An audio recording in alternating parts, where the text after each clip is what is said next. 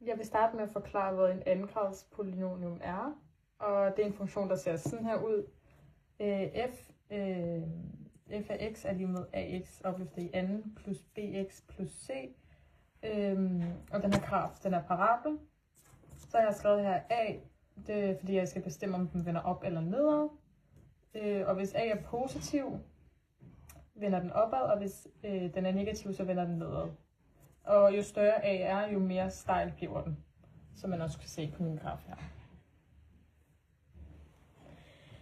Så har jeg skrevet B toppunkt, og her har det noget at gøre med, at hvor toppunktet ligger vandret.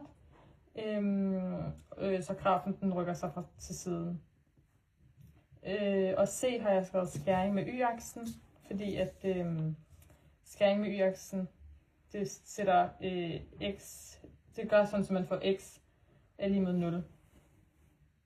Nej, sorry, hvis man skæring med y-aksen, C er skæring med y-aksen, fordi hvis man sætter x er lige med 0, så får man f parentes 0 er lige med c. Og hvis man skal finde tangenten ved y-aksen, så er det, når x er lige med 0, så punktet er så 0, parentes 0,c, parentes. Og så er den afledede f-mærke af x er lige med 2ax plus b. Så hvis man sætter x 0, får man hældning af b. Så tangenten har hældning, b og går igennem 0. Parentes 0, c. Og toppunktet, det finder man med x er lige med minus b skråstreg 2a. Og hvis man sætter det ind i funktionen for at finde y-værdien, så skal man skrive funktionen på topunktsformlen, som er f er lige med x. F af x er lige med a parentes x minus xt parentes opløftet i anden plus yt.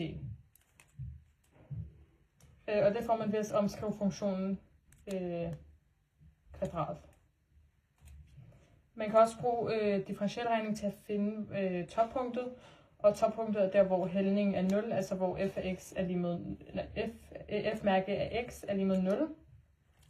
Og på grafen kan man se, at parablen vender opad, så a er positiv, og toppunktet er cirka parentes 3, minus 2, parentes, som skærer y-aksen, så omkring 3 er svaret. Det viser, hvordan A, B og C det påvirker grafen.